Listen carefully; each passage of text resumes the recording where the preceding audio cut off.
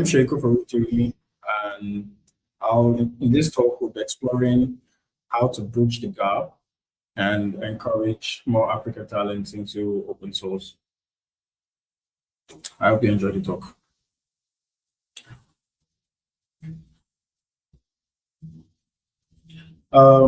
So a little bit about me. I currently work as a backend AI engineer, but I got involved in open source a couple of years ago, a little over, let's say 2 years.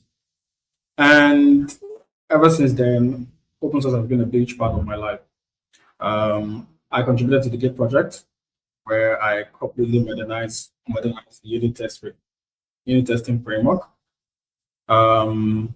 Yeah, I revamped Git testing framework using Car.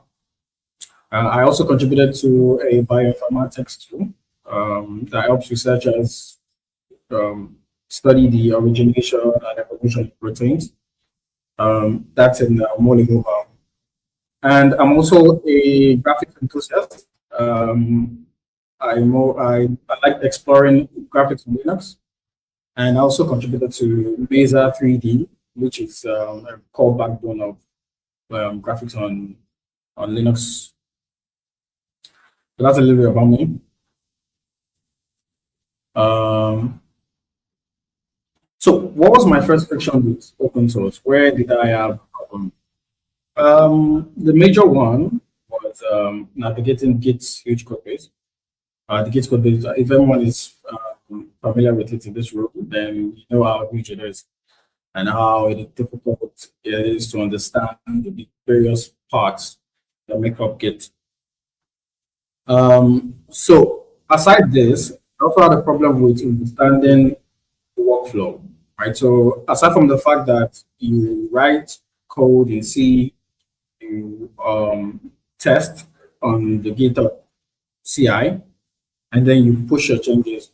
This is quite different from the normal process of, software engineering, uploading, making changes on GitHub, and then push.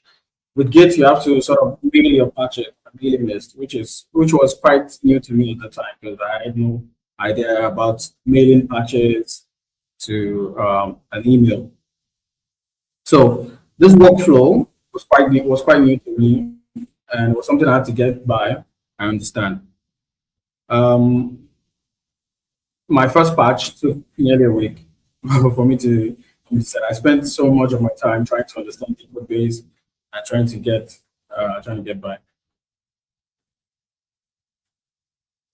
But I did realize that I knew how to write.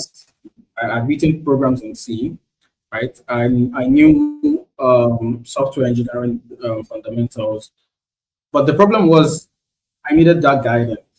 And lucky for me, I had guidance because I was mentored by Git's acting engineering manager at the time. I think it's currently the current engineering manager. So I had that access, but a lot of Africans are not so lucky, right? They don't have the access. They don't have someone to point them to the right place, right resources, and what they need to learn and what they need to focus on. I had that, which is fortunate. So why do African contributors really face the snag? Why do they get problems when they are trying to contribute to huge open source projects?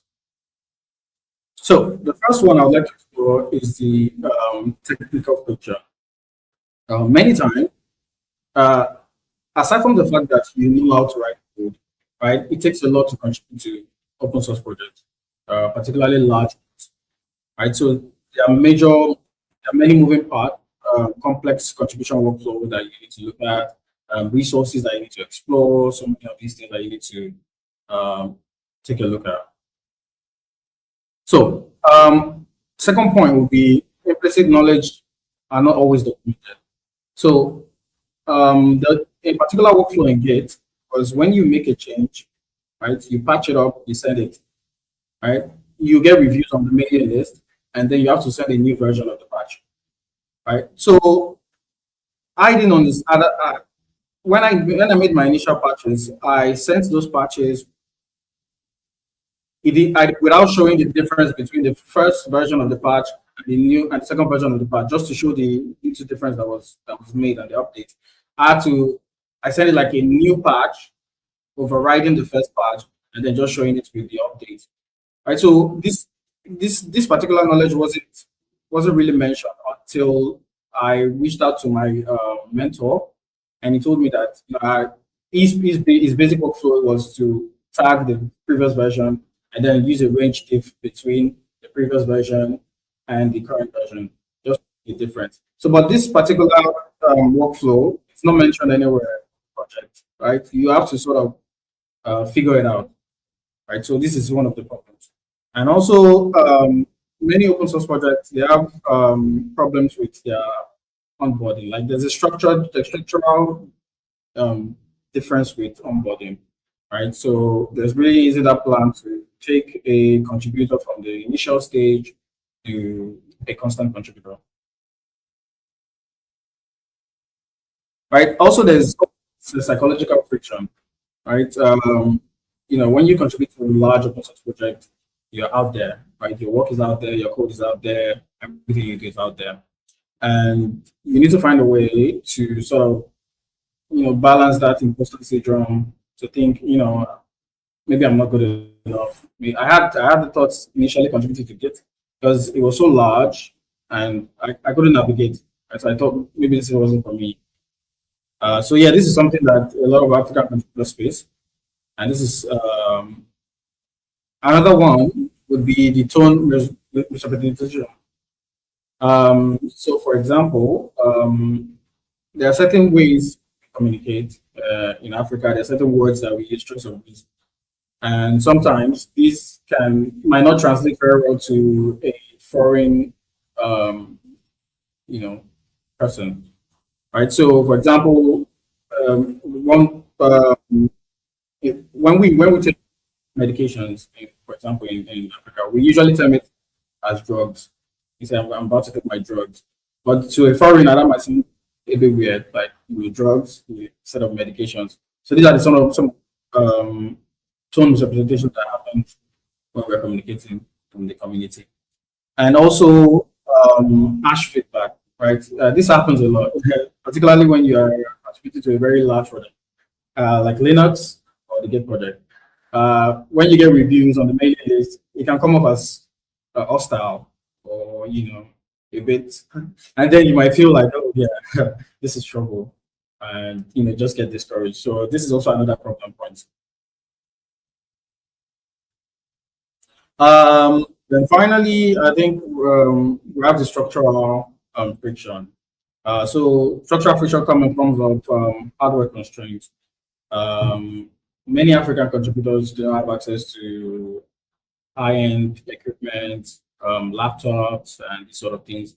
And so this makes contribution a bit hard.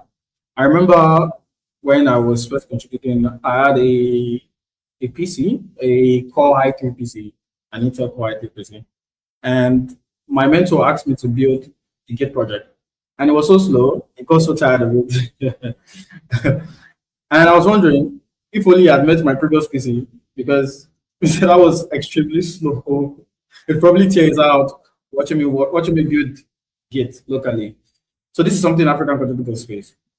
Um, Also, again, we have very limited OSS communities in Africa, right? Open source is popular, but there isn't that much local communities where you can reach out to people who are in the field, communicate, get mentorship, and make it easy for you to contribute. And also, the final one would be connectivity instability, right? So many times African contributors face problems with power, problems with internet, something that hard hinders them from contributing regularly. Okay, so that then begs the question: why does this matter to officials? Why does it matter to people sitting in this room? Um, so there's a major demographic shift that's happening currently, right? And this is documented everywhere. The Berlin Institute mentioned that 60% of Africa's population is under 25. Okay, and by 2024, one in every 4% will be an African. So that's we have over 5 continents, over 6 continents, and then one in every Africa, one in every four would be an African. So that tells you that there's a major shift happening in Africa. And also, according to United Nations, by 2030, 42% of the world's youth will be African. Right, so 42% of the entire world's youth will be African. Right, so this tells that there is a decline, sort of a decline, a youthful decline in youthful in population in Western countries, Asia, and the like. And what does this mean? Right. So, for example, if my mentor in a few years, 20, 30 years, decides to retire, who's going to take over? Right. There's a major gap. Right. And also, according to the World Economic Forum, 25% of the global working age by 2050 would be Africa. Africa had approximately 25 of the working age. So this is a major shift, and this is something that the business community needs to we need to come together and see how we can tap into this human capital. So Africa is really doing well in terms of digital adoption, right? Digital tools. Where the continent is trying. It could do better, but yeah. 700. We have Africa currently has over 700,000 developers across Africa, across Nigeria, South Africa, Kenya, Morocco, and this region. We have enthusiastic people who want to get into open source. So, how do we reduce the friction? How do we reduce? First, we need to reduce entry friction. Right? So, we need to try and reduce the cost it takes to get into open source. Right, the basic flow. Right, we need to have a clear roadmap for contributors, particularly from Africa. Okay, you come in, the first issues that you should explore, and these are some of the other issues that you should explore to get more experience, and you can go on from there to become a constant contributor and a great maintainer. Right. Also, we need to tag beginner issues. Like we need to create more beginner issues because I see this a lot when I try to contribute to a new open source project. There are hardly any beginner issues, or the very little beginner issues. A lot of people are competing for that beginner issues, and when this is something the open source community needs to work on to try and get more contributors from Africa. Also, we need to have a structured onboarding documentation. We need to have a document that explicitly and details how you contribute, right? So those implicit knowledge also needs to be put down so contributors they're aware and it makes it easier for them. Also, we also need to create psychological safety for contributors, right? We need to ease in how we react to open first mistake, problems from with codes. There are sometimes you come up with a code and it looks so basic, and whoever is reviewing might feel like you could do better. But yeah, the way we communicate should improve. Also, we need to encourage beginner questions. Um, yeah, I mean the open source community does very well in this regard, particularly if they dedicate a mentor to help. So, but we need to also be more available and make it easier. Also, we need to create a mentorship ladder, which a contributor can come in, contribute, and grow with that community, right? Become a maintainer at some point.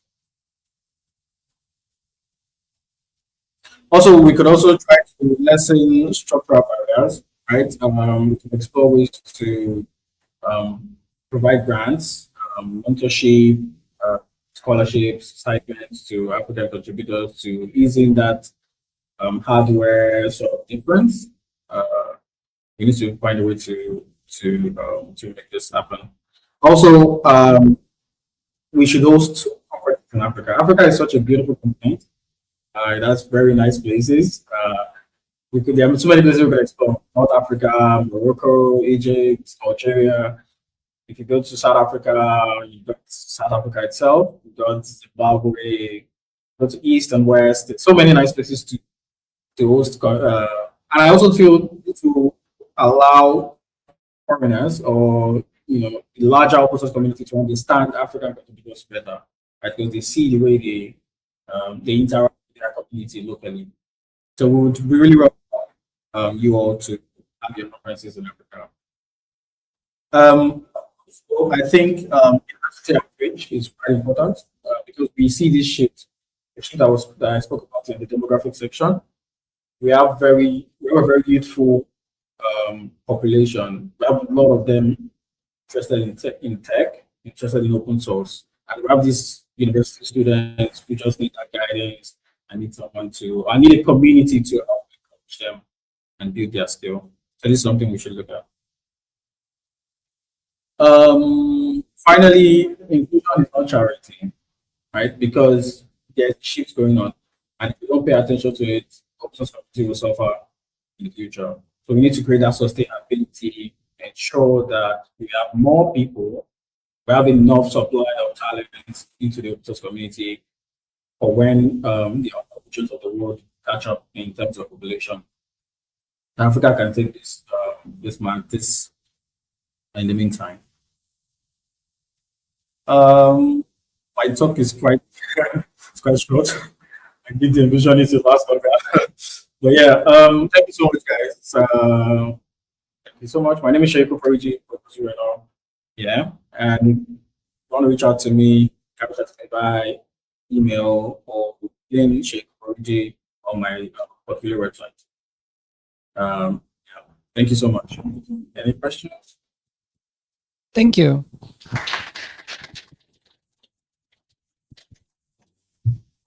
Do we have questions from the room?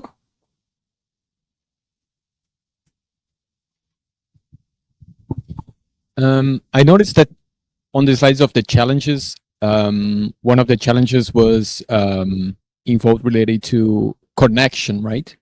What type of issues are related to connection? Is like last mile connection of the actual user or like the contributor, or is something more infrastructure to this problem? Yes, thank you very much for that question. It's basically infrastructure problem in terms of local connectivity, and so internet. Well, this problem is localized to certain regions in Africa, okay? But yeah, there are ways we could help because many of these, in order to get a much higher end connectivity, then these contributors need to have more access to a better Wi-Fi, better internet. So sort of like Elon Musk's Starlink and the like. Right. So there are better internet connectivity, but it is quite expensive for African contributors. So this is one of the problems that we face. Thank you. Do we have more? Yes, we have more questions. So thank you for this nice talk and the honest words. What I mean, basically, I appreciate your comments about entry level problems. I mean, they are not specifically for present for Africans, so that applies to everyone. So it's good to observe certain rules here, of course. What I would like to know is how can we get in touch with Africa? You mentioned open source conferences. Are there any already? Are there universities one could contact? Are there promoters of, or let's say, incubators for open source, something like that? That's very good. Thank you very much. I think when I got into open source, I got into a mentorship program, Outreachy. And I think they're doing a lot to encourage people from underrepresented communities to get into open source. So I think this is something the open source community can encourage, right? So sponsor programs like Outreachy that help bring in more contributors from Africa and other underrepresented region. And also, there isn't really an incubator per se, right? But yeah, I do believe we can reach out, outreach can be made to university students. I know they are enthusiastic contributors in this university community and campuses that they could be reached out to sort of build like a community that helps them thrive in open source. Right. Okay. So I just had one question. So I'm also like a product of open source, actually. But I was just wondering because in my experience, for example, it's not so easy that people are aware, for example, of what are the benefits that they could get from being involved in open source projects. Right? I guess at this point I'm returning the sort of the problem over to the other side of the camp. You know, like how do you get the students or the people that could be involved in open source, for example, to want to be involved in open source? You know, it's like how do you galvanize them? And then, I mean, on the other hand, already you propose some solutions that the organization could offer. But in my case, for example, I had like the benefit of having like a local person that was already involved in the open source community that could help me, for example, to make my first steps, right? So this was very important for me, you know, because a lot of my classmates when I was in university also couldn't like break into it because it was so much more challenging, you know, like what you just presented some time ago. Thank you very much. So yeah, that still ties to the previous question, having an incubator sort of like that in Africa. I do know for a fact that there's many enthusiastic contributors to open source. I get a lot of messages on Twitter, on messages on LinkedIn. How do I get into open source? Are you going to host a talk, or are you going to have like a Twitter space to sort of and tell us about getting into open source? So there's that community there's that community of enthusiasts trying to get into open source. We just need to reach out to them, right, and build that incubator that they can access, right, and have access to some of the most brilliant software engineers that are in open source.